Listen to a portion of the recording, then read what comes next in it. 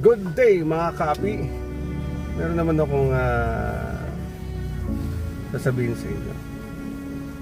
May isa akong company na ang ganda ng company, pero yung wala kang ginawang masama, pero ngayon ginawa sa'yo, hinanapan ka ng mali na dapat na hindi naman sa'yo mali. Isipin mo, ikaw lang yung nag-gather ng data, pagkatapos ikaw yung may mali na hindi naman ikaw yung approval, ha?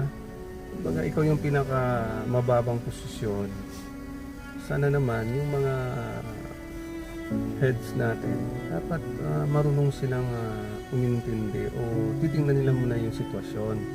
Hindi yung bigla-bigla na sila magdesisyon na wala naman silang basis na dapat na kailangan sila magdesisyon na alisin nila yung isang tao na wala namang ginawang mali at wala namang ginawang mga kababalaghan sa kumpanya, kundi napapag-initan lang. Itong mga taong ganito, mga kaapi, kawawang kawawa, lalong-lalong na tayong mga maliliit na empleyado. Kaya lang itong mga matataas na opisyal natin, napakawalang hiya talaga sila, di ba?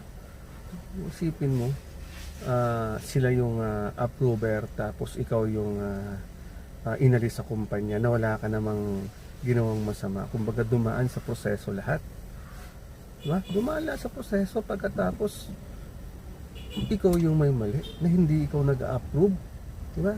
May mga department na dapat na pagdaanan na